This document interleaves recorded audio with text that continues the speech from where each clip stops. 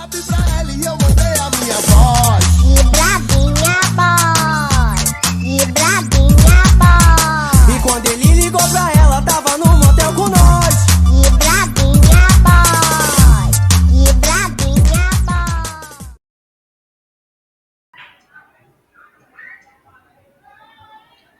Fala essa galera, sejam muito bem-vindos e bem-vindas a mais um episódio do podcast mais valioso da RMR, talvez do Brasil ou do mundo, né?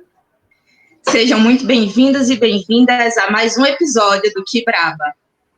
Estamos aqui mais uma vez, marcando presença na plataforma Roxinha, abrindo as portas, né, do nosso processo de gravação do podcast. Lembrando que o Que Braba Podcast está em formato de temporadas, com episódios gravados ao vivo aqui na Twitch e redistribuídos nas suas plataformas de stream favoritas, inclusive no YouTube. Pois é, né? Aquilo que a gente repete todo o programa. Plataforma nova, com temáticas mais amplas, mas sempre com aquela força que vocês já conhecem do Que Braba. Pode dar sequência, Lúcio. Vamos lá, né? O calhamaço de texto agora. Eu desconcentrei. Bora lá. No programa de hoje, a gente vai falar sobre colorismo. E, para somar nesse papo, contamos com a participação de Tobias Queiroz. Cate agora o currículo. Doutor em Comunicação, professor no curso de Comunicação da Universidade Estadual do Rio Grande do Norte, além de integrante do Laboratório de Análise de Música e Audiovisual, o LAMA, e do Grupo de Pesquisa em Comunicação, Cultura e Sociedade, o GECOM. Então, né, minha gente, esse currículo de milhões...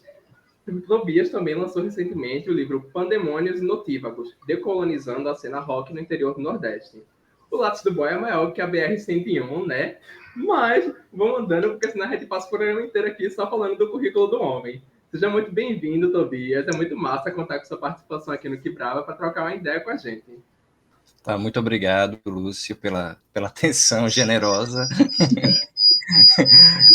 Obrigado. Eu acho que é o meu que está dando microfonia aqui. Obrigado, Manuela, também, pelo convite e participar com vocês aqui. E essa tentativa de construir algo para conversar com os nossos pares, né, nosso quilombo, e cumprir a nossa função enquanto servidor público, enquanto pessoas que pensam por uma sociedade melhor, né? Estamos aqui para contribuir e ouvir vocês também. Muito massa. Muito obrigada novamente, né?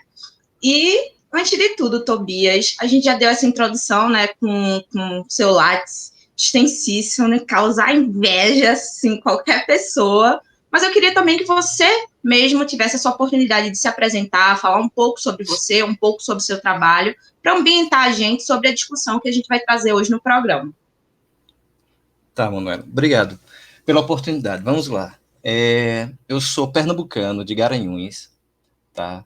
Mas eu não moro em Garanhuns há muitos anos. Eu saí para fazer faculdade e não voltei mais. Isso já faz alguns anos, tá? Eu já sou um pouco velhinho, sou bem do século passado mesmo. Tenho 6 gatos, gosto muito de plantas, como quem puder assistir aí está visualizando. Adoro vinhos, gosto muito de música. E minha vida, ela é voltada em cidades do interior, tá? Eu nasci em Garanhuns, fiz faculdade em Campina Grande e arrumei um emprego em Mossoró, no Rio Grande do Norte, que é de onde eu falo agora e habito há, digamos, 20 anos, entre idas e vindas, né? Sou um homem negro, vim da periferia da cidade de Garanhuns, do bairro Magano, que é um nome que era de um quilombo, que foi dizimado e foi apagado. E trabalho muito, e assim, que é algo que me move, que me atravessa, que me afeta, que é a música, né? A música e as relações étnico-raciais. Isso é um pouco de mim. Vim de uma família pobre, mas assim, que tinha o estudo como, digamos, uma bússola, né? Algo que meu pai sempre pedia. Meu pai é um homem negro, mas na época ele tinha feito técnico contábil, que não existia, hoje não existe mais, né? Meu avô também era um homem negro, foi político numa cidadezinha bem pequena do interior de Pernambuco, chamada São João, e a parte da minha mãe, uma parte branca, né, já que a gente está falando aqui de colorismo e tal, é uma mulher branca, de olhos verdes, branca, cor de papel. de olhos verdes. Eu tenho primos assim que você olha para mim, assim, não tem condições de ser meus familiares, né? Mas é outra linha, que é a linha da minha mãe, e esse que vos fala é fruto disso, né? Uma mulher, um filho de um negro com a mulher branca, que por sua vez é filha de indígenas com árabes, e meu pai é filho de negros com uma portuguesa, família portuguesa. E aqui está eu, conversando com vocês, de Garanhuns, Campina Grande, Mossoró para o Quibraba. É o Brasilzão, né? Tá dando para ouvir direitinho? Esse é o nosso Muito. Brasilzão, né? A gente já começa bem introduzido realmente na nossa temática a partir disso aí. E aí eu já vou direcionar para a primeira pergunta, que eu acho que casa bastante com essa tua apresentação, sabe? Qual a diferença, ou o que é o preto, o pardo, o negro? Qual é a diferença? Existe uma diferença? Como é que a gente está incluído dentro desse cenário de colorismo, realmente? Tá. Eu vou, assim, de uma perspectiva técnica, quando a gente fala de pardo, de negros e de pretos, a gente está dizendo que pardos e pretos integram a categoria maior guarda-chuva chamada negro. Então, a categoria negro no Brasil, ela é entendida como pessoas pardas e pessoas pretas. Pretas a gente entende, neste caso, como pessoas mais retintas. Então, isso aí já é também mais uma característica sociológica também da nossa sociedade, que colocou esse pardo para dar outras nuances da tonalidade da cor preta, né, da cor negra. Eu acho que a diferença técnica é mais ou menos por essa. A diferença sociológica, aí é um outro campo mais problemático, bem mais problemático. Por quê? Porque a pessoa preta, ela é indiscutível, tá? Olha, reconhece-se, entende-se. A pessoa parda, graças ao colorismo que nós temos no Brasil, que é uma tentativa de apagamento a partir da miscigenação e do epistemicídio das peles negras, ela cai num campo nebuloso que ela tem suas variações, desde questões regionais a questões também sociais. Então, eu já participei aqui na universidade, por exemplo, no Rio Grande do Norte, da qual sou professor, de uma comissão de heteroidentificação para distinguir quem poderia entrar através das cotas e não. O grande problema que nós tínhamos nas discussões para saber se enquadrava-se ou não era aquelas pessoas que se diziam, autodenominava como parda. E esse pardo, a gente deve entender hoje, não existe um estudo mais profundo, eu acho que nós devemos, enquanto acadêmicos, pesquisadores, enfrentar melhor esse tema, que existe o pardo branco, existe o pardo negro, né? Mas essa classificação não existe, assim, digamos, na literatura, e quando a gente se deparava com algumas auto-intitulações, disse, não, sou pardo, né? Meu pai é negro, mas quando a gente via, não tinha nenhum traço marcante da raça negra, principalmente questões de pele e de cabelo, né? Além do nariz e da boca. Mas principalmente assim, a pele e o cabelo crespo e a pele mais escura. Então, sociologicamente, no Brasil tem essa dificuldade. Ser negro, pardo, negro, né? Na Bahia, é muito diferente de você ser um pardo negro em São Paulo, né? Até um caso recente que ocorreu de uma aluna que ela saiu, era estudante de medicina, se eu não me engano, inclusive ela tinha uma atuação política, ativista em prol das causas negras. Ela foi expulsa, digamos assim, da universidade após algumas denúncias e ela não se enquadrou como parda, lá que ela se declarou parda, né, negra. Agora, porque ela estava na Bahia, no interior da Bahia, eu não me lembro agora qual foi a instituição, não sei se foi no Recôncavo Baiano, se foi outro, mas no sul da Bahia. Para a Bahia, ela não se enquadrava como uma pessoa negra, né? Mas lá em São Paulo, ela poderia se passar por negra, ou seja, a caracterização sociológica da pessoa negra, ela também tem essas variações regionais de acordo com a sua etimologia, com as suas misturas locais, né? Questões indígenas, não indígenas, mais negras, menos negras, e é um caldo muito complexo da gente mexer, assim. questão do colorismo. Falando, inclusive, nessa complexidade, só para complementar e talvez instigar mais uma discussão sobre essa primeira pergunta, é muito interessante porque tem um local que a juventude frequenta bastante, um local que é online, né? E é muito falado hoje sobre o Black Twitter. O Black Twitter, muitas vezes, permite algumas pessoas entrar, exclui outras pessoas de estar nessa comunidade negra realmente criada em volta dessa rede social. E é muito interessante como essa tua fala, ela se encaixa bastante no que acontece no Black Twitter, sabe? Dependendo das regiões no qual essas pessoas que encabeçam o Black Twitter, existe a exclusão de algumas pessoas, existe a inclusão de outras pessoas, e essa discussão ela é muito forte e ela é muito marcante. Como é que você entende também esses outros termos, essas outras colocações, digamos assim, né? Porque muito se ouve falar dentro desse Black Twitter sobre o afrobege, sobre o cor de caixa de papelão, sobre o light skin, cozinha de paçoca. Eu poderia listar bastante, porque eu já ouvi bastante desses nomes, sabe, para se adequar realmente à minha cor, à minha raça. E, enfim, como é que você entende esse outro fenômeno que é trazido, talvez, pelas redes sociais? Eu acho que tem duas coisas interessantes que a gente deve pontuar quando a gente pensa em rede social. Eu acho que tem uma coisa muito interessante que é uma espécie de aquilombamento virtual que começou a surgir com força nas redes sociais, porque os próprios algoritmos das redes sociais, deliberadamente, ela exclui as pessoas negras. O Instagram, ele exclui no seu feed pessoas que têm a mesma quantidade de engajamento, uma sendo preta, outra sendo branca.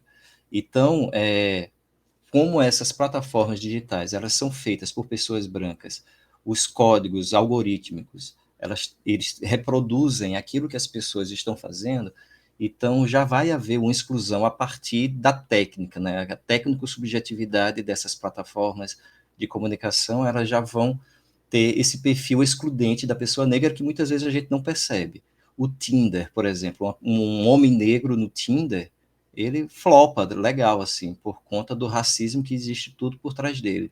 Então aí vai existir o Insta-Tinder, o Cris-Tinder, né, o que é de Teresa Cristina na live dela, o Black Tweet, o Black Insta. Então são formas de aquilombamentos e uma tentativa também de furar essa bolha algorítmica de racismo que existe dentro da sociedade e também para se fortalecer dentro. Quando você fala desses termos, né, afrobege, etc., pardo, papelão, cor de envelope, existem cadastrados, já catalogados, mais de 80 nomenclaturas para descrever pessoas que não se enquadram em branco ou preto, né? São essas nuances.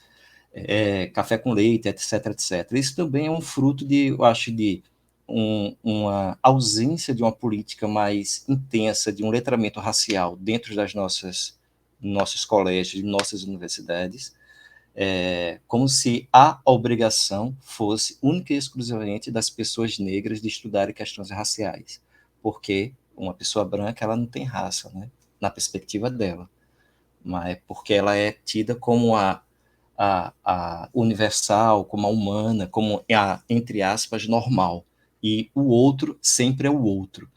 Então, nessas discussões, a categoria da branquitude, ela fica bem no seu conforto em não ser questionada, e não ser colocada como raça, e tem essas variações. E a gente entende isso também em decorrência de um letramento racial fragilizado que nós temos nas nossas instituições.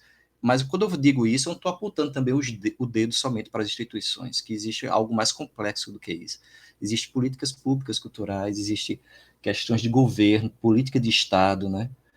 Por exemplo, a lei que instituiu o ensino da história africana nas escolas, ela foi regulamentada há poucos anos, eu não me lembro qual foi o ano, agora sou péssimo de números de lei e datas, tá? Mas ela dificilmente ela é colocada em prática hoje.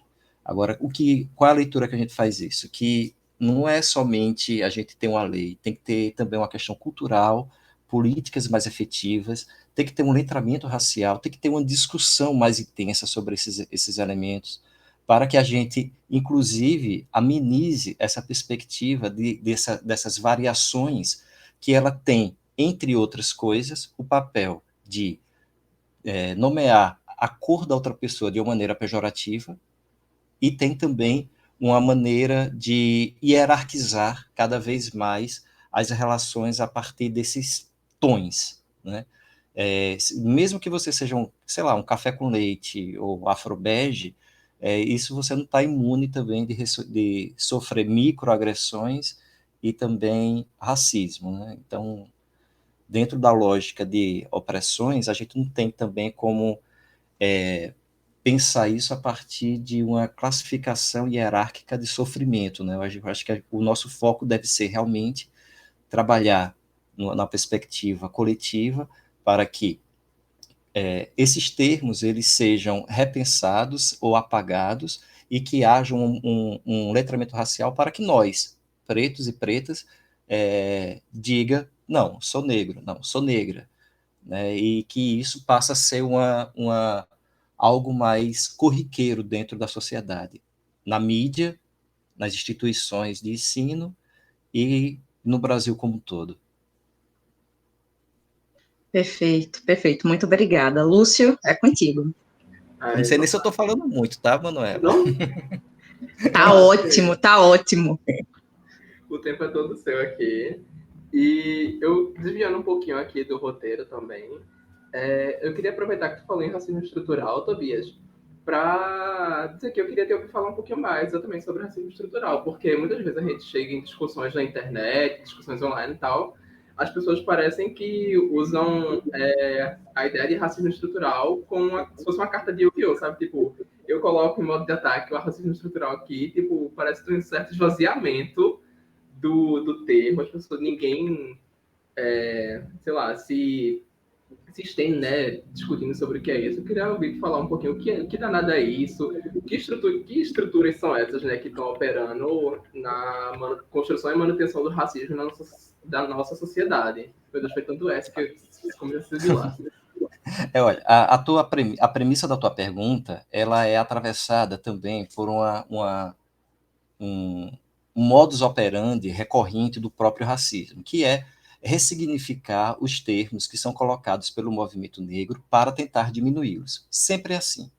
Foi assim com o lugar de fala da Djamila Ribeiro, foi assim e é assim com o racismo estrutural, foi assim também com outros termos, inclusive com a denominação de vários tons de pele, né?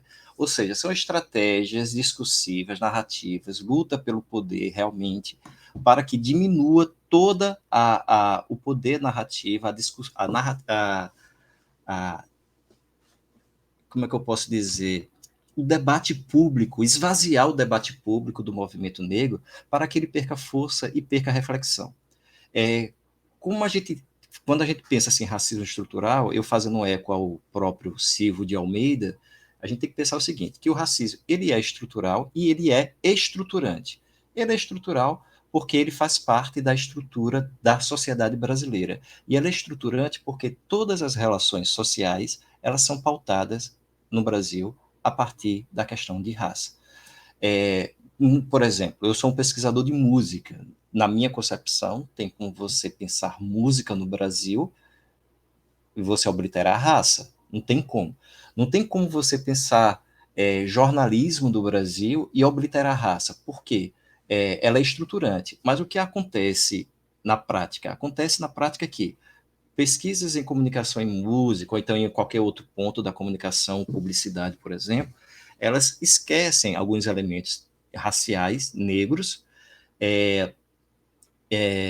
e deixa isso de uma maneira apagada, que significa dizer que o racismo é tão estrutural, ele é tão introjetado, ele é tão tido como natural, que as pessoas nem percebem que estão utilizando isso de uma maneira estruturante das suas relações sociais. Então,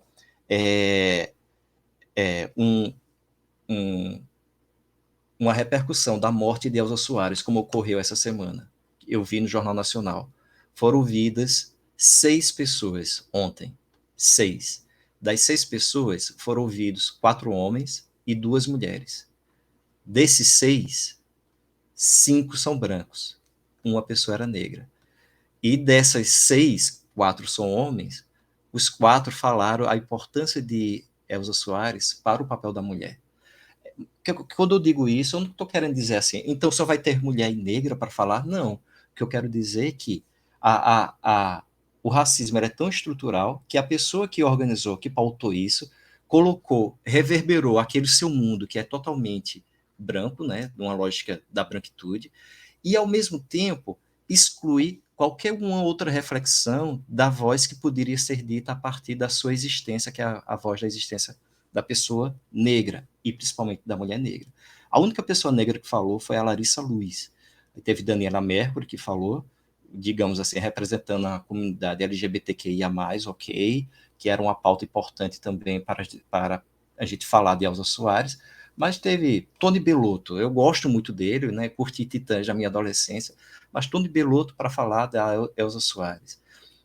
Arthur Dapiev, um jornalista também branco.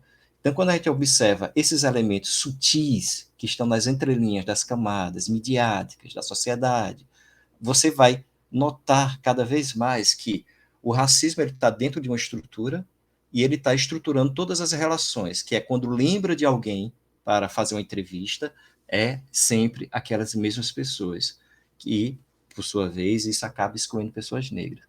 E quando eu digo assim, excluir pessoas negras, isso aí também tem um outro efeito, um efeito colateral violento, que é, você não dá vez nem voz às pessoas que precisam ser ouvidas também, você desumaniza-as, porque elas não têm direito à voz nem vez, e, ao mesmo tempo, quando ela não tem representatividade, aquilo ali tem um efeito devastador psicológico nas pessoas que estão assistindo.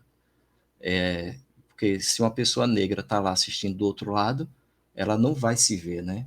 Eu digo isso por mim, tá? Eu sou filho de uma família, como comentei no início, né, interracial. Eu não tive contato com pessoas negras. Eu morava num bairro periférico, lá em Garanhuns, o Magano, mas tinha poucas pessoas negras na região, na rua que eu morava. Estudei no colégio burguês, um colégio evangélico, também era o único negro, um dos únicos do colégio. Eu acho que no colégio todo só havia 2 ou 3, colégio todo, e um colégio muito grande. E isso fez com que eu mesmo não me reconhecesse como tal, e que levou na minha psique a não saber por quê. Eu era preterido no emprego, ou então eu era preterido também dentro das minhas relações afetivas no colégio, ou era seguido dentro do supermercado, porque eu vivia dentro de uma bolha branca, eu pensava que eu era branco, né, como Fanon dizia na época, né? Mas você pensa que é branco até o momento que um racista te encontra, e ele vai apontar que você realmente não é branco. Então, é isso que eu quero dizer.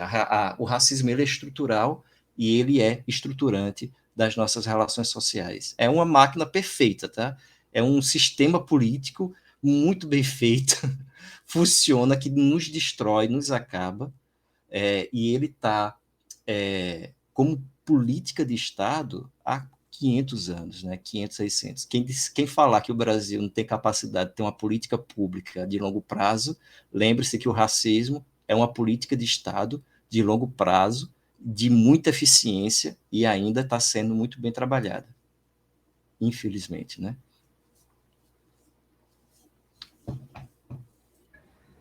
Pois é. Eu queria até entrar aqui a sincronicidade, né? Que tu já entrou na pergunta que eu ia fazer, desse processo, né? De se entender racialmente. A gente, principalmente pessoas negras de pele clara, né? Acaba rolando essa confusão. Inclusive, acho que despertou memórias agora em mim e Manuela. Essa coisa de... Eu ia comentar isso, só que eu me enrolei todinha aqui. Eu desliguei câmera ao invés de ligar microfone, porque eu fiquei nervosa. Os gatilhos, assim, quando ele falava, assim, meus olhos encheram de lágrimas, rememorando, tipo, diversas situações vividas, principalmente do grande marco, que é a entrada na universidade, sabe? Como eu venho de cidade muito pequena, eu sou de Moreno, né? Pernambuco, região metropolitana, mas aquela situação, né? Cidade pequena. E aí, os meus pais são interraciais, dependendo muito da questão do colorismo, que a gente pode até entrar nessa temática mais à frente, mas assim, é uma cidade pequena que não tem debate racial e tal. Meu pai é sempre aquele cara, meu pai é negro, acredito que retinto, porque é uma linha muito tênue, né, de você colocar alguém como retinto ou não. Ainda assim, para mim é bem delicado, mas enfim, eu acho que meu pai é um negro retinto, e assim, ele se apresentava como moreno claro. Então, assim, até um vizinho chegar, apontar na cara dele e dizer, você é um macaco, eu não tinha essa noção. E até eu entrar na faculdade e me presenciar, tipo, me deparar com algumas situações dentro de assessoria de comunicação e de jornais renomeadíssimos do Estado, eu não conseguia me colocar como negra. Eu comecei, assim, no início da faculdade, entendendo que eu era negra, mas é uma linha muito tênue, principalmente quando a discussão é feita de maneira tão acalorada, sabe? Então eu tinha receio de acabar sendo cancelada, de acabar sendo mais odiada do que eu já era, porque assim, eu não era muito benquista na minha sala, acho que o Lúcio lembra. E aí é muito doido quando, tipo, quando você precisa realmente passar por uma agressão, você precisa realmente experimentar do racismo para poder despertar essa consciência racial real de caramba, eu sou negra. É uma parada muito doida, mas era só assim para complementar mesmo e deixar com o Lúcio. E assim, só interrompendo o Lúcio, mas tem uma coisa assim que é muito difícil também para nós negros, tá? Tanto para a gente discutir no lugar que eu estou falando agora, tá? Assim, e ter um mínimo de equilíbrio emocional para falar das dores que você viveu, né? Porque assim, quando a gente começa a ler e a estudar e a perceber as coisas, a gente sofre basicamente de bate-pronto, assim, duas vezes. A primeira, você sofre porque, porra, isso aqui é racismo, né? Isso aqui me magoou. Aí você sofre na segunda vez e fala, porra, o meu tio fez isso comigo, o meu vizinho fez isso, minha mãe fez isso comigo, né? Meu irmão fez isso comigo, no meu caso, né? Tenho família, né, interracial. E isso vai te dando gatilhos, vai te magoando, vai te corroendo. E outra coisa que você falou, que corrobora o que eu falei anteriormente, é o seguinte: eu tinha receio de falar para ser tida como isso, como aquilo, né? Isso também é um efeito do racismo, né? O racismo ele faz com que nós ficamos mais reclusos, mais fechados, e que você começa a misturar se você é uma pessoa tímida ou se você é uma pessoa que foi intimidada. Então, essa linha, você começa a misturar, você não sabe o que é, você não sabe para onde é, e você tem para si que você é uma pessoa tímida, não, eu não vou brigar, eu vou ser gentil e eu vou sorrir, porque o sorriso, subjetivamente, a pessoa negra ativa, que é para mostrar para a pessoa branca que ela está ali para a paz. As pessoas negras, elas são, entre aspas, né, mais sorridentes, porque inconscientemente ela já está acionando esse dispositivo para dizer assim, ó, eu tô de boa, não faça isso comigo, né? É muito é muito sutil, é muito real, e a gente vai percebendo isso no nosso dia a dia. Oi, Lúcio, desculpa, tá? Te interrompi quando você queria falar. Não, à vontade, eu tava aqui porque eu me senti assim, completamente gatilhado agora. Porque eu acho que, meu Deus, o avião vai passar aqui agora. Eu espero que dê pra captar direitinho, porque eu moro perto do aeroporto. Quero me boicotar. Mas já rolou muito comigo essas situações assim. E. Eu perdi a linha de raciocínio agora. Mas já rolou muito comigo essas situações assim, de se sentir intimidado em vários lugares e de não, enfim, não sentir que era um lugar que era bem-vindo para falar, por exemplo. Até por isso que eu estava conversando muito com o meu psicólogo, né, há um tempo, que, sei lá, não sentia vontade para falar em vários lugares. Lugares, obviamente, né, que eram habitados majoritariamente por pessoas brancas, na academia, enfim. E aí, foi quando ele jogou na minha cara assim, tipo, mas que talvez pudesse ser isso consequências do racismo, né? Tipo, quando ele jogou na minha cara, tipo, mas você é negro. E tipo, o quê? Porque eu passei a faculdade todinha desse dilema, assim, com a Manuela, tipo, tentando me entender racialmente, né? Porque, enfim, eu sou light skin.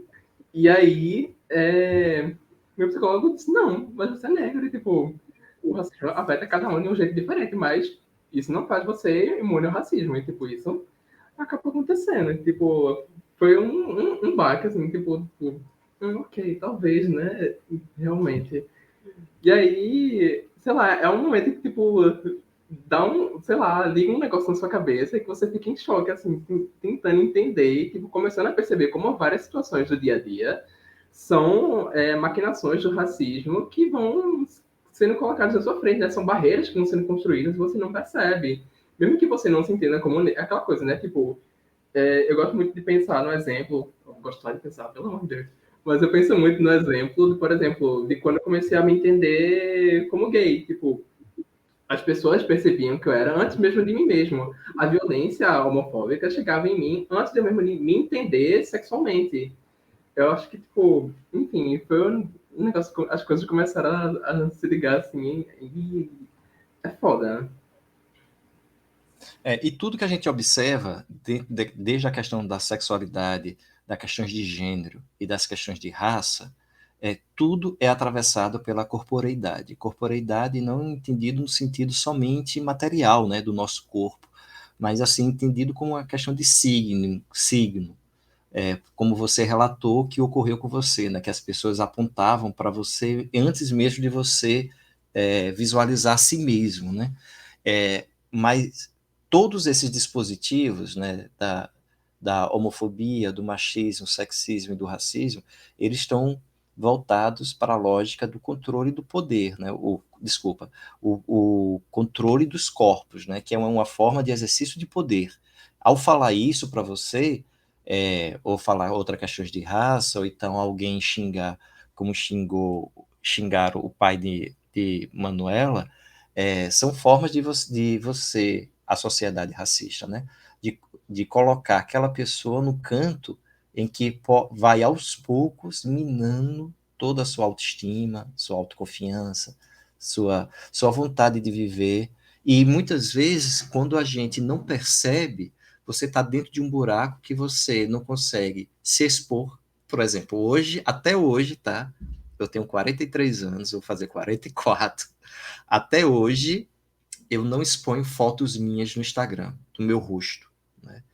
Aí eu ainda estou no processo, eu ainda estou tentando me descobrir se isso é porque realmente eu sou low profile, né, eu sou de uma outra geração, né, tenho um outro movimento, com outra relação com as redes sociais, ou realmente isso é fruto do racismo. Eu ainda não sei.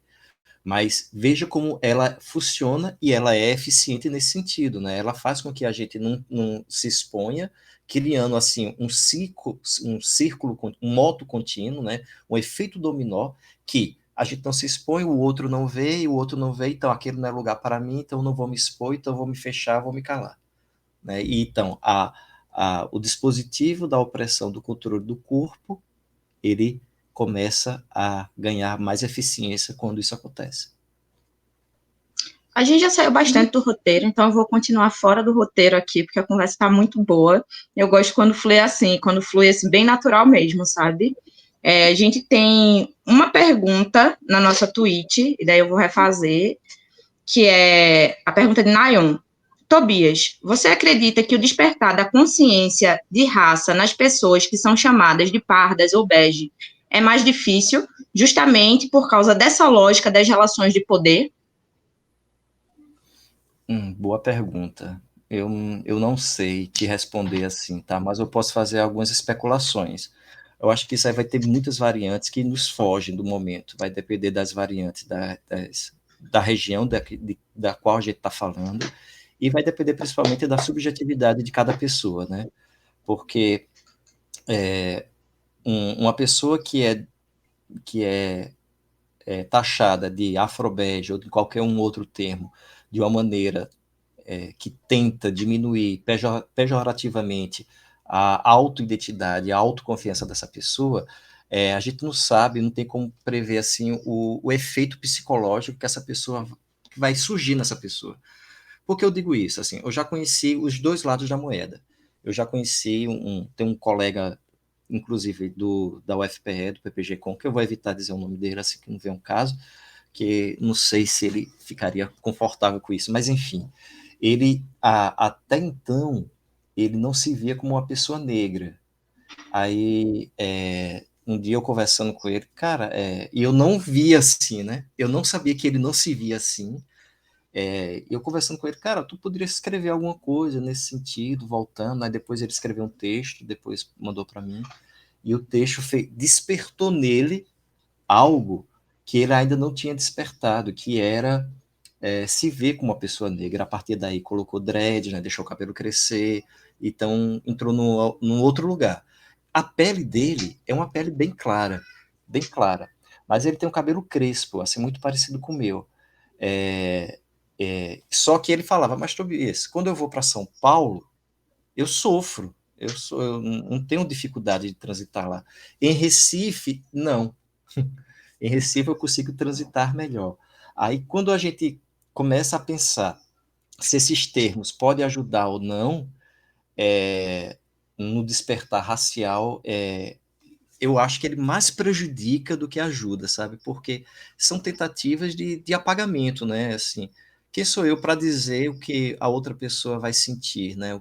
Como é que ela vai se colocar, como é que ela é vista dentro da sociedade. Quando ele falou isso, eu entendi, assim, eu o via como uma pessoa negra a partir dos seus traços e também da sua vivência.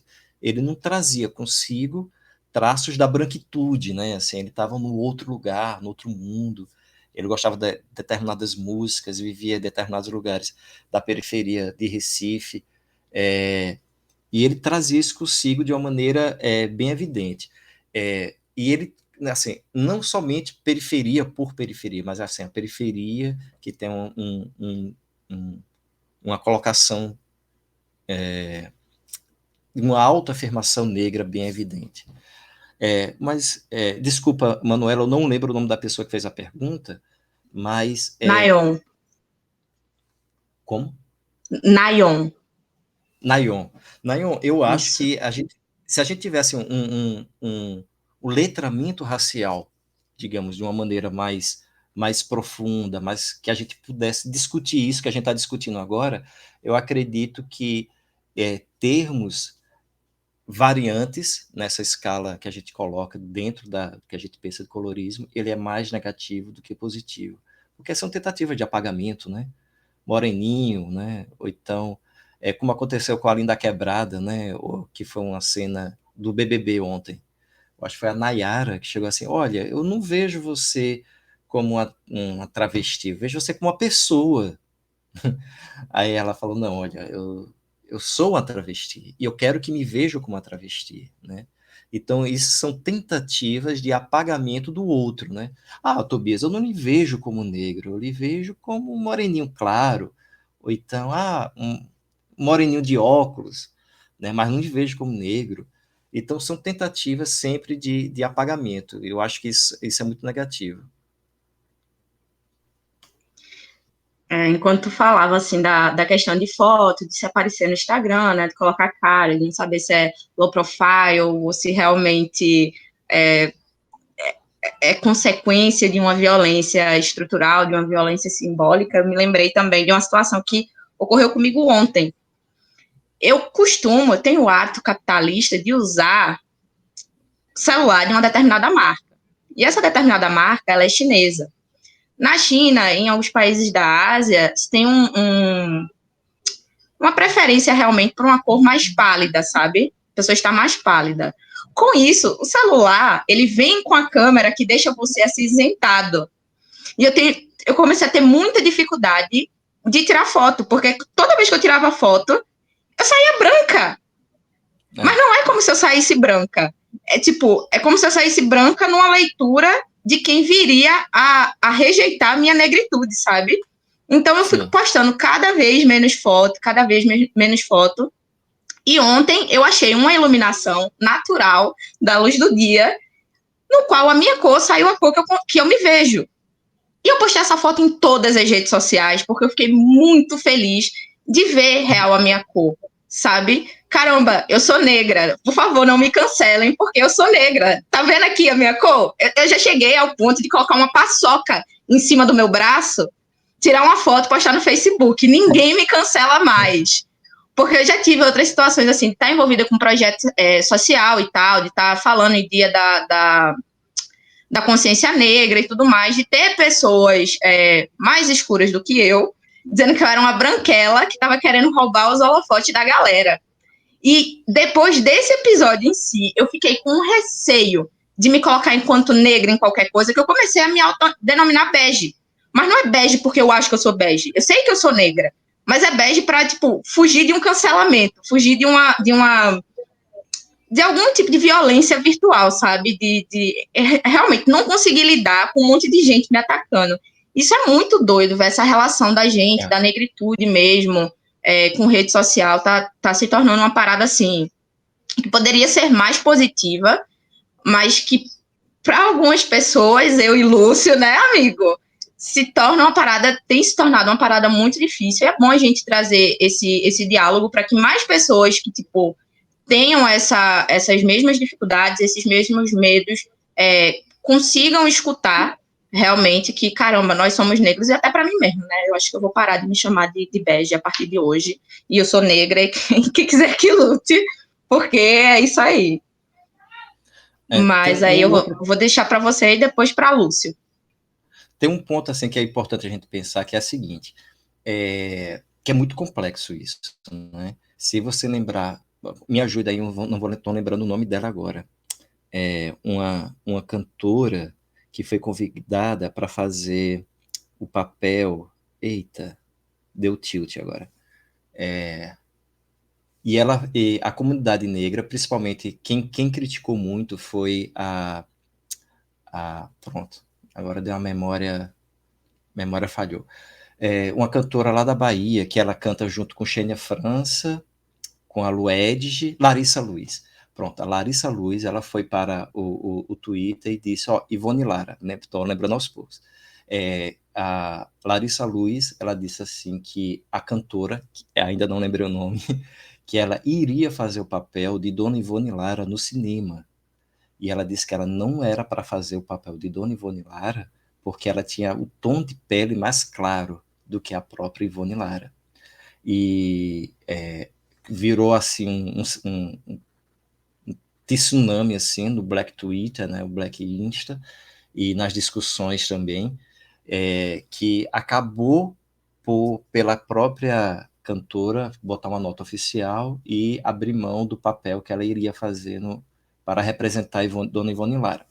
Aí é o outro lado da moeda que tem um efeito colateral também muito violento, que é o seguinte, Dona Ivone Lara, ela tinha um tom de pele bem escuro, né, com retinta, e essa outra cantora, me ajudem, gente, eu não estou lembrando o nome dela, que iria fazer o papel dela, dê uma googleada aí, quem lembrar, que iria fazer o papel, ela tem um tom de pele bem mais claro. Quando a gente fala de representação, quando a gente fala de produtos midiáticos, quando colocamos tons de pele de representação abaixo, assim, mais claro, isso é muito perigoso, né? Isso é muito negativo.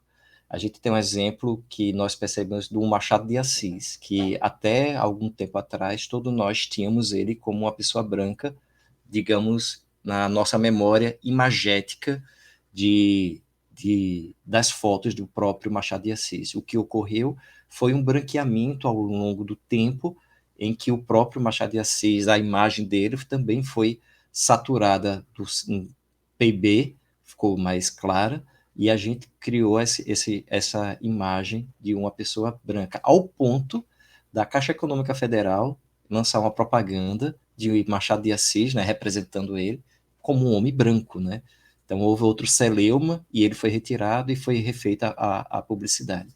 Esse é o ponto em que o colorismo ele pode ser utilizado de uma maneira racista para tentar, aos poucos, apagar a presença da pessoa negra. Então, basta, sei lá, alguns tons de pele naquela representação de Dona Ivone Lara, daqui a alguns anos ela vai ser estou falando hipoteticamente, ela vai ser posta no teatro, aí do teatro coloca mais 2 tons abaixo, né, mais claro do que essa cantora que fez Dona Ivone Lara, e daqui a 100, 150 anos, a imagem que a gente vai ter na nossa memória de Dona Ivone Lara vai ser a igual que a gente teve de Machado de Assis até pouco tempo. Então, a gente tem que ficar também atento a essas nuances midiáticas que ela tem um fim de apagar a presença da pessoa negra. Não é nem clarear, é apagar mesmo, né? É excluir da existência cultural, da existência de vida, de tudo. Já que nós estamos falando em nós enquanto sociedade, é importante a gente ter essa consciência e entender que existem várias formas de racismo que atendem a vários tons de pele e que não existe mais racismo nem menos racismo, não existe racismo pior nem racismo menos pior. Existem agressões, microagressões, violências que elas são fundamentais para atuar na nossa psicologia, na nossa psique, na nossa autoestima, na nossa capacidade de se expor, de colocar uma foto no Instagram, de se posicionar como uma pessoa negra. Então, tudo isso faz parte dessa máquina gigantesca, dessa engrenagem que faz parte da estrutura e é estruturante, chamada, essa desgraça inventada pelos brancos, chamada racismo.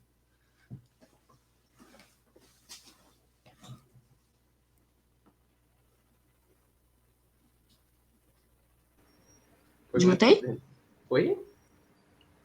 Opa, porque eu tô bugada aqui com a minha tecnologia. Não, quer finalizar direto ou faço a última? Pode fazer a última, pode fazer o VT. Já é a última? Já. Então, aproveitando que a Rita falou, né, principalmente quando tu começou a falar de si mesmo, Tobias, lá no começo do programa, falando que tu veio de Garanhuns, né, isso? Isso. Pronto, Garanhuns, processo todo do lugar em que a gente está inserido, né, entender que a identificação racial e até mesmo as formas que o racismo opera tão localizadas, né, enfim, a questão de raça, ela vai ser de formas diferentes em cada lugar que ela se dá, físico, culturalmente, né, quer dizer, geográfica e culturalmente. Enfim, aí para fechar o programa, eu queria tocar numa questão recente que acabou casando um pouquinho com o tema daquele programa, e tu chegou a falar, né, até um pouco do BBB, da questão de, tipo, como estavam se referindo a Linda, quer dizer, a Lina, né, a Linda Quebrada. E aí, tem rolado recentemente que alguns participantes brancos têm provocado os pretos, né, os negros em geral, com perguntas sobre racismo, etc., vindo perguntar direto. Enfim, né, usando de enciclopédia negra, né, para dizer, não, mas isso é racismo, não é, não sei o quê. Enfim, E aí um episódio emblemático que me pegou assim recentemente foi o Rodrigo vindo perguntar ao Douglas se aqui, né, aqui no Brasil, é errado o uso do termo. Eu acho que eu não vou nem falar, porque a gente tá na plataforma, né, enfim, vai que dá algum bug. Mas, enfim, a N-word, né, a palavra N. E aí dizer, não, sim, mas errado não é. E aí já chega com todo mundo, né, tipo, meio que já chega numa postura, tipo, sabendo que é errado, mas perguntando, mas errado é ofensivo? E dizendo, não, mas porque lá nos Estados Unidos é ofensivo, né? E aqui no Brasil é também ofensivo dizer, porque aqui usam nego, né? Tipo, não, nego isso, nego aquilo. Tipo, no mesmo sentido que fulano, né? Tipo, aquela pessoa, faz isso, enfim. E aí, Tobias, eu queria saber, tipo, como tu observa essa questão, tipo, do uso da palavra N, né? Parece que, sei lá, para mim, muitas vezes parece que pessoas brancas, no geral, têm um certo fetichismo em, sei lá, usar o amigo preto de aval para dizer, não, tá aqui, eu recebi o green card do meu amigo negro, posso falar, sabe? Enfim, eu queria saber um pouquinho assim, como tu observa essa questão, né? Tipo, de localização do racismo, de termos, né, que são localizados e toda essa polêmica que vivem fazendo em torno, principalmente na internet, acho que é mais comum por, enfim, ter contato maior com cultura estrangeira, né, cultura, não, quer dizer, meu Deus, você tá agora, quer dizer, pessoas negras em diáspora nos Estados Unidos, enfim. E aí, quer saber um pouquinho de tu, eu também enrolei horrores agora fazendo a pergunta. Não, tudo bem, eu entendi. Eu acho o seguinte, 2 movimentos aí, eu acho a priori, né, eu consegui organizar aqui na minha cabeça. A primeira é a seguinte, né? Quando o Rodrigo faz isso, isso é um modus operandi muito comum de qualquer categoria opressora, que é se fazer de vítima, e além de se fazer de vítima, se fazer de um amigo para dizer que está querendo criar pontes de diálogo, né? Olha, eu sou um homem branco, tenho apenas 36 anos, eu sou um homem independente lá fora, mas você pode me ajudar a entender isso aqui, né? Ou seja, me ensine. O que é que ele está querendo dizer? Além de te oprimir, de te magoar, de colocar alguns certos gatilhos em você, eu quero que você me ensine, né? É uma transferência de responsabilidade e vai perguntar para outra pessoa. O Douglas foi ótimo aí, né? Eu estou acompanhando esse BBB, eu sou fanzaço, assim, desde o início da carreira da Linda Quebrada, a Linda no BBB, e o Douglas falou, olha, eu não estou aqui para ensinar nada não, tá? Tu já poderia ter chegado aqui já sabendo dessas coisas. Porque esse dispositivo que a branquitude coloca de transferência de responsabilidade é sempre de se colocar como vítima e a pessoa que a gente não sabe qual foi o dia dela, a gente não sabe se ela foi seguida do supermercado, a gente não sabe se ela foi confundida com um ladrão, com uma prostituta, a gente não sabe como aquela pessoa negra está dentro da sociedade, a gente pede para ela, enquanto uma pessoa branca, diz, olha, me explica aí esse termo. Aí se a pessoa, ela aumenta o tom de voz, ela passa a ser a mal educada, né? Ela ser agressiva, não precisava disso, né? Mas eu só fiz uma pergunta, isso é muito comum, tá? A gente começa a visualizar isso. E quando a gente observa o outro ponto da tua questão, que é entender a palavra negro, isso aí remete a Abdias Nascimento, por volta da década de 60 e 70, que tem a ver exatamente com o tema da nossa conversa de hoje, que é o colorismo. Então, como ele com a máquina eugenista no Brasil, gente, tinha na Constituição do Brasil, de 1934, né, educação tem que ser pautada numa perspectiva eugênica, isso há menos de 100 anos. Minha avó já era nascida, estava faltando 15 anos para os meus pais nascerem, e tinha na nossa Constituição brasileira.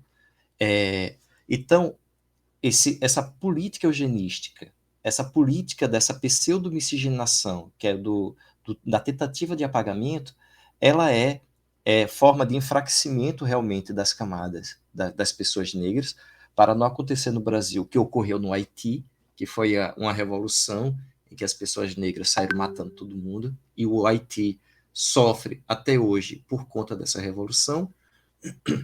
E o Abdias Nascimento, na década de 60, 70, ele teve a perspicácia, junto com outros e outras intelectuais negros e negras, teve a perspicácia de falar, gente, a palavra negro ela tem que ser ressignificada. O Black is Beautiful dos Estados Unidos virou aqui no Brasil, o negro é lindo, né? Até na canção do próprio Jorge Benjó, que é linda, inclusive.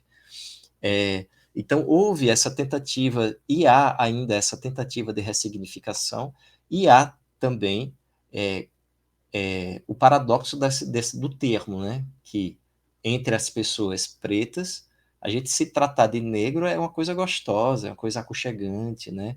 É uma coisa de reconhecimento, mas ao mesmo tempo a gente sabe que, dependendo do tom e de onde vem, isso pode ser uma agressão colocada de uma maneira pejorativa, né? Então, a máquina racista, ela também tenta apagar isso, e o personagem, vamos chamar de personagem, tá? O Rodrigo do BBB, ele incorporou, ele materializou aquilo que a sociedade brasileira faz de melhor, que é colocar aquele opressor como vítima que quer aprender e fazer da outra pessoa um pretopédia, né? Qualquer outra coisa pede aí, porque é incapaz de dar uma googleada, é incapaz de parar, é incapaz de olhar quantas pessoas negras tem no seu círculo de amizade no Instagram. É incapaz de procurar um filme e que fala da cultura africana ou da cultura negra na Netflix ou em qualquer outra plataforma. É incapaz de ter círculos de amizades concretos, não de negrocard, né, como você colocou, mas ciclos de amizades reais, legítimos, de pessoas negras, que a gente sabe que existe também uma categoria que querem nos usar para passar como bons samaritanos da causa racial, né? Mas que a gente sabe, consegue sentir o cheiro de longe, igual a tubarão. Tubarão sente cheiro de sangue a não sei quantos quilômetros de distância, né? Nós, negros e negras, a gente sente o racismo, assim, a quilômetros de distância. Muitas vezes a gente fica com mal-estar, a gente fica desconfiado, a gente fica mais calado. Quando você depois vai se tocar porque você estava calado, você estava desconfiado, você estava distante, porque aquela pessoa ou aquela situação estava querendo meio que te usar ou te aproximar, o que na verdade é um baita racista, né? Um baita racista. É isso. É isso, mas vale. Tá, vou finalizar. Lúcio fechou aqui. É isso aí. Tobias, muito obrigado por esse bate-papo. Foi muito legal, muito acolhedor, muito aconchegante e muito. Deixa eu achar a palavra correta. Elucidou muita coisa na cabeça da gente. Acho que foi muito importante esse debate de hoje, esse diálogo, na verdade, de hoje. Eu espero que a gente possa se encontrar mais vezes, porque, assim, eu quero pesquisar sobre música negra contemporânea brasileira. Então, eu espero que a gente possa se encontrar mais vezes, que a gente possa trocar mais ideias mais vezes, seja aqui no podcast, seja no âmbito de pesquisa mesmo. Foi uma grande honra te receber aqui. E fica aberto aí o convite para sempre que quiser voltar, sugerir pauta, conversar com a gente, estamos sempre à disposição. Muito obrigada. Eu que agradeço, tá, Manuela? Agradeço a Lúcio pelo convite, vocês, pela acolhida, né, pela tentativa da gente colocar nossa voz também. Uma coisa que eu acho muito interessante, que eu achei até para encerrar aqui a minha fala, que eu acho que eu gosto de falar isso, que é a seguinte: a gente tem que pensar também a nossa existência não somente como resistência, né? Quando a gente pensa a nossa existência como resistência, a gente está dando como prioridade para a nossa existência aquilo que a pessoa branca está fazendo, aquilo que o racista está fazendo conosco, aquilo que a racista está fazendo conosco. A gente tem que pensar a nossa vida, a nossa existência como uma reexistência, né? Ressignificação, uma reemersão na vida. Então, aceitar esse convite, conversar com vocês, para mim, faz parte de uma resistência, né? De me colocar minha voz, tentar cooperar, aprender com vocês, ouvir os comentários depois nas plataformas e resistir, que é aquilo tudo que o racismo não quer que a gente faça, que a gente exista, né? Eu posso deixar o meu arroba aqui? Pode, fica à vontade. A fala é toda sua. Tá, então só para quem quiser, tá? Fica à vontade para entrar nas redes sociais. Eu não tenho Facebook, como eu falei, eu sou um pouco low profile, mas eu tenho o meu Instagram. O Instagram eu visito constantemente, posto pouco, mas tá lá, @Tobias Queiroz, tudo junto, Queiroz com Z. O e-mail, que é aquele sistema de comunicação do século passado, lá atrás, eu uso muito, tá? Mas quem quiser, Tobias Queiroz também, @gmail.com. E estamos aí, estou à disposição do Quebraba, agradeço imensamente o convite e feliz 2022 para todos nós. A gente só tem a agradecer a tua presença aqui, Tobias. Foi a vontade de falar um palavrão, mas foi muito massa te receber aqui, uma conversa assim incrível. E enfim, a gente está até mais fortalecido, né, dessas trocas e, enfim, ter gente bacana do lado, enfim, né, reconhecer gente que tá junto ali na luta. E aí, enfim, fica o muito obrigado, Tobias, a você e também a todo mundo que ficou com a gente aqui até agora, acompanhando o programa, ou que talvez esteja ouvindo nas plataformas, né, porque vai entrar no feed do podcast. E a gente volta na próxima quinzena, nesse mesmo bate-canal. Meu Deus, eu tô completamente perdida aqui com a minha tecnologia, mas é isso aí, galera. A gente volta daqui a 15 dias. Segue a gente no nosso Instagram, que a gente tá sempre lá, sempre postando a novidade. @quebrabaprod no Instagram, repetindo, @quebrabaprod no Instagram. E aí tem tudo da nossa produtora, tanto podcast quanto clipe, disco que tá vindo aí, já fica aí de primeira mão, estamos aí produzindo um disco e o disco vai vir babado, viu? Então, não percam, sigam a gente, porque a gente tá a passos curtos, estamos voando. E é isso. Até a próxima, galera. Tchau, tchau. Tchau.